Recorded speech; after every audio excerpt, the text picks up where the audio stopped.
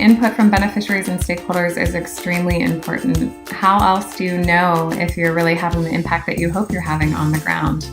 I think two things come to mind that you need to be sensitive to in that process. The first being, who is the audience of your targeted outreach? Not everybody is involved with the organization for the same reason. So thinking about why are they involved and what do they care about, and tailoring your outreach to them on those topics. If you do that, the quality of the feedback that you get is probably going to be much better. Second, I think being mindful of the approach and the methodology that you use to solicit that feedback. An example of that would be, it may look very different with a high-end donor. You may want to go and have a one-on-one, a nice lunch with that person versus, project participants. You may want to be doing a workshop, a collaborative approach. You may want to be using surveys.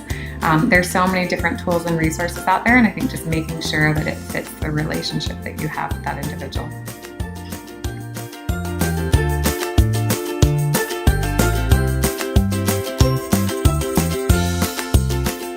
The things that I think need to be in place for employees to feel comfortable to address challenging and complex situations in the workplace are, I think, one, having a level of autonomy and trust in your employees so that they have the space to be creative and innovative in the first place and come up with ideas on their own, and also valuing that everybody involved in an organization has something to bring to the table and we all learn from one another. I think second, having flexibility, recognizing that projects rarely go from point A to point B as planned, and there's probably going to be a hiccup or a bump in the road. Third, having very open communication channels with staff so that it's a collaborative environment and staff feel comfortable going to leadership, not only at a time of crisis, but also with their ideas and as thought partners. And last, I think providing the resources and support to your staff so that they have what they need in order to address complex situations.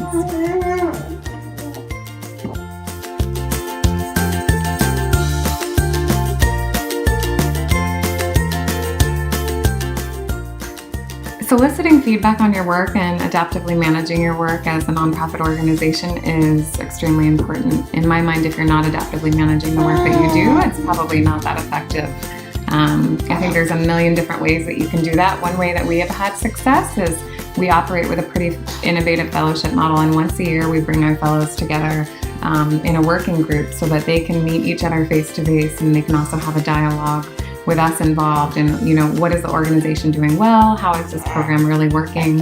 What are the areas that can be improved? What other tools and resources are out there that maybe we're not thinking about? Other new partnerships that can be built? And then we wrap that feedback into our programming the following year. I don't see that ever changing. I think that's something that we will continue to do. And if anything, we would probably do it more than once a year. Yeah.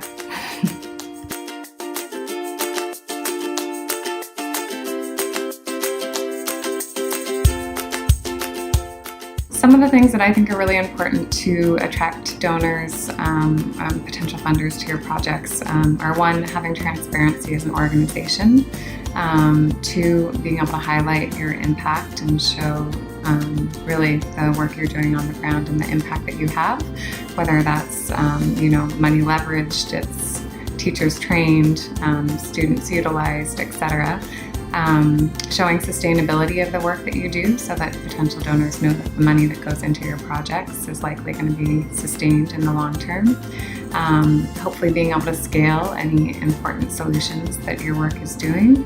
And I think lastly, really making sure that you are inviting and providing opportunities for potential donors to get involved in your work. I think we can often have a stigma around being afraid to ask for money and afraid to ask for people to get involved, but looking at it as an opportunity. If you don't ask, you're probably not going to get people involved, and you're probably not going to get funders coming in the door. So it doesn't hurt to ask.